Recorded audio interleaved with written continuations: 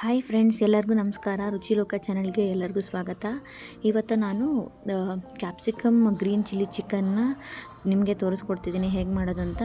So ಇದು ಚಪಾತಿಗೆ, ರೊಟ್ಟಿಗೆ, ಮುದ್ದೆಗೆ, ಅನ್ನಕ್ಕೆ ಎಲ್ಲದಕ್ಕೂ ತುಂಬ ಸೂಪರಾಗಿರುತ್ತೆ. ಹೇಳಿ ಮಾಡಿಸಿದಂಥ ಡಿಶ್ಶು. ಫಸ್ಟು ನಾನು ಒಂದು ಮಿಕ್ಸಿಗೆ ಶುಂಠಿ ಹಾಕ್ಕೊಳ್ತಿದ್ದೀನಿ. ಆಮೇಲೆ ಒಂದು ಹಿಡಿಯಷ್ಟು ಕೊತ್ತಂಬರಿ ಸೊಪ್ಪು, ಆಮೇಲೆ ಒಂದು ಗಡ್ಡೆ ಬೆಳ್ಳುಳ್ಳಿ, ಆಮೇಲೆ ಒಂದು ಈರುಳ್ಳಿನ ಸಣ್ಣದಾಗಿ ಕಟ್ ಮಾಡಿ ಹಾಕ್ಕೊಳ್ತಾಯಿದ್ದೀನಿ. ಆಮೇಲೆ ಸ್ವಲ್ಪ ಪುದೀನೂ ಹಾಕ್ಕೊಳ್ತಿದ್ದೀನಿ. ಆಮೇಲೆ ಗ್ರೀನ್ ಚಿಲ್ಲಿನೂ ಹಾಕ್ಕೊಳ್ತಿದ್ದೀನಿ. ಆಮೇಲೆ ಮಸಾಲೆ ಸಾಮಾನು ಹಾಕ್ಕೊಳ್ತಿದ್ದೀನಿ. ಚಕ್ಕೆ, ಲವಂಗ, ಸ್ಟಾರ್ ಅನೀಸು ಎಲ್ಲನೂ ನೀಟಾಗಿ ರುಬ್ಕೋಬೇಕು ನುಣ್ಣಗೆ. ಆಮೇಲೆ ಚಿಕನ್ಗೆ 2 ಸ್ಪೂನಷ್ಟು ಅರಿಶಿನ ಪುಡಿ, ಆಮೇಲೆ 1 ಸ್ಪೂನಷ್ಟು ಅಚ್ಕಾರದ ಪುಡಿನ ಹಾಕ್ಕೊಳ್ತಿದ್ದೀನಿ. ಆಮೇಲೆ 2 ಸ್ಪೂನಷ್ಟು ಮೊಸರನ್ನ ಹಾಕ್ಕೊಳ್ತಿದ್ದೀನಿ. ಎಲ್ಲನೂ ಕಲಿಸ್ಕೊಂಡು ಮ್ಯಾರಿನೇಟ್ ಮಾಡ್ತಿದ್ದೀನಿ ಚಿಕನ್ನ. ಈಗ ಒಗ್ಗರಣೆಗೆ ಒಂದು ಕುಕ್ಕರಲ್ಲಿ 4 ಸ್ಪೂನಷ್ಟು ಎಣ್ಣೆನ ಹಾಕ್ಕೊಳ್ತಿದ್ದೀನಿ. ಆಮೇಲೆ 2 ಈರುಳ್ಳಿನ ಕಟ್ ಮಾಡಿ ಇಟ್ಕೊಂಡಿದ್ದೆ, ಅದನ್ನು ಹಾಕ್ಕೊಳ್ತಿದ್ದೀನಿ. ಈರುಳ್ಳಿನ ಚೆನ್ನಾಗಿ ಫ್ರೈ ಮಾಡ್ಕೋಬೇಕು ಎಣ್ಣೆಯಲ್ಲಿ. ಆಮೇಲೆ ಚಿಕನ್ ಹಾಕ್ಕೊಳ್ತಿದ್ದೀನಿ. 1 kg ಚಿಕನ್ ಹಾಕ್ಕೊಳ್ತಿದ್ದೀನಿ.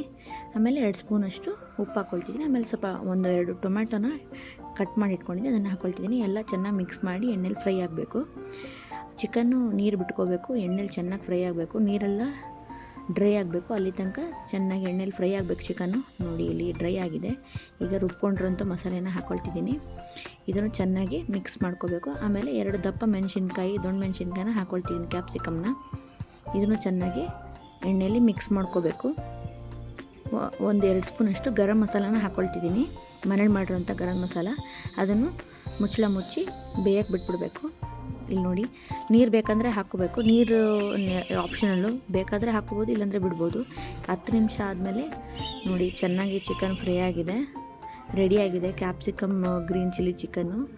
ಇದು ರೊಟ್ಟಿಗೆ, ಮುದ್ದೆಗೆ, ಅನ್ನಕ್ಕೆ ಎಲ್ಲದಕ್ಕೂ ತುಂಬ ಚೆನ್ನಾಗಿರುತ್ತೆ. ಡೆಫಿನೆಟ್ಲಿ ನೀವೆಲ್ಲರೂ ಈ ರೆಸಿಪಿನ ಟ್ರೈ ಮಾಡಲೇಬೇಕು. ನಿಮ್ಮ ಅನಿಸಿಕೆನ ಕಮೆಂಟ್ ಬಾಕ್ಸಲ್ಲಿ ಕಮೆಂಟ್ ಮಾಡಿ.